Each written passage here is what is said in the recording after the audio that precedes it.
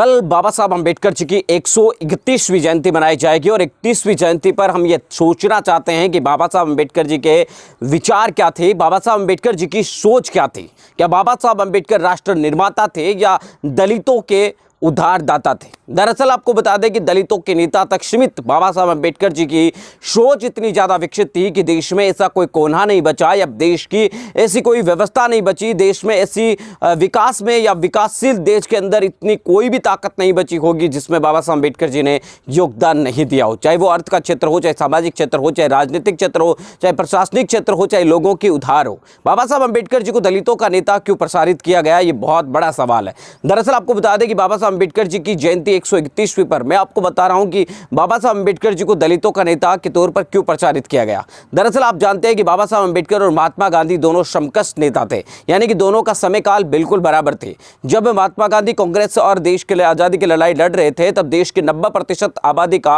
अकेले जिम्मा के तौर पर लड़ाई लड़ रहे थे बाबा साहब डॉक्टर भीमराव अम्बेडकर, जिसमें 50% आधी आबादी महिलाएं थी, दलित, पिछड़े, वंचित और तमाम लोग थे जिनकी लड़ाई बाबा साहब अम्बेडकर अकेले अपने दम पर लड़ रहे थे। दरअसल उसके बाद कांग्रेस पार्टी में महात्मा गांधी को प्रचारित करने के चक्कर में बाबा साहब अम्बेडकर देश के अंदर एक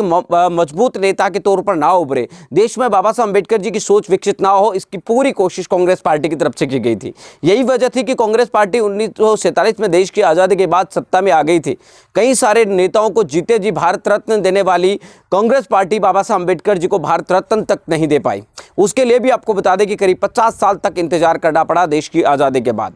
यही वजह है कि कांग्रेस पार्टी लगातार बाबा साहब अम्बेडकर जी को एक संकीर्ण मानसिकता के तौर पर दलितों का नेता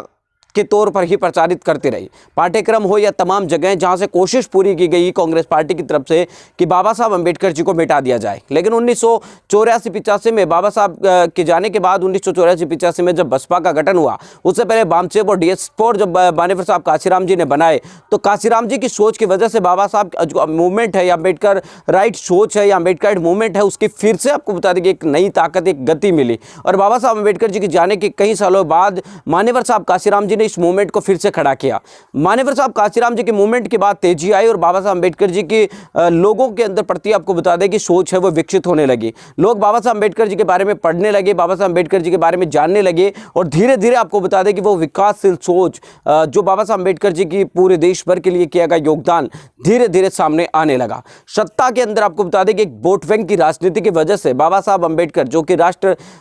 निर्माता थे, उनको वोट बैंक की राजनीति और दलितों के प्रति कांग्रेस की संकीर्ण मानसिकता की वजह से दलित नेता के तौर पर प्रचारित किया गया। कुल मिलाकर बात यही है कि बाबा साहब अम्बेडकर आपको बता दें कि अगर किसी और कास्ट या जाति में और साथ ही कांग्रेस पार्टी के पक्षधर होते तो शायद अब तक आपको बता दें कि उन्हें दलितों के नेता की जगह राष्ट्र निर्माता के तौर पर आपको बता दें कि प्रोजेक्ट किया जाता। लेकिन कांग्रेस पार्टी की संकीर्ण मानसिकता और दलितों के साथ साथ बाबा साहब अम्बेडकर जी के प्रति उनकी मानसिकता की वजह से बाबा साहब अम्बेडकर जी को उन्होंने दलितों का नेता ही प्रचारित किया। बाबा साहब अम्बेडकर जी ने रिजर्व बैंक ऑफ इंडिया से लेकर ऐसी कोई क्षेत्र नहीं छोड़ा जिसके अंदर उन्होंने काम नहीं किया। लेकिन कांग्रेस पार्टी की पूरी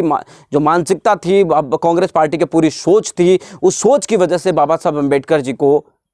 कमतर आंका गया। लेकिन कहते हैं ना कि बाबा साहब अम्बेडकर जी की सोच, आइडियोलॉजी वो बीज है जिसको जितना जमीन में दबाया जाएगा वो उतना ही प्रफुल्लित होकर निकल कर आएगा। यही वजह है कि बाबा साहब अम्बेडकर जहां अपनी साल दर साल आपको बता दें कि उभरते जा रहे हैं, वही महात्मा गांधी को भले ही बाड़ा दिखाने की कोशिश की गई हो, लेकिन आज आप सोच सकते हैं कि एक जब बाबा साहब अम्बेडकर जी की जयंती आती है और एक महात्मा गांधी जी की जयंती आती है तब कितना अंतर होता है। मिलेंगे किस वीडियो में अपडेटों के साथ, तब तक आपसे लेते विदा। लाइक कीजिए, कमेंट कीजिए, शेयर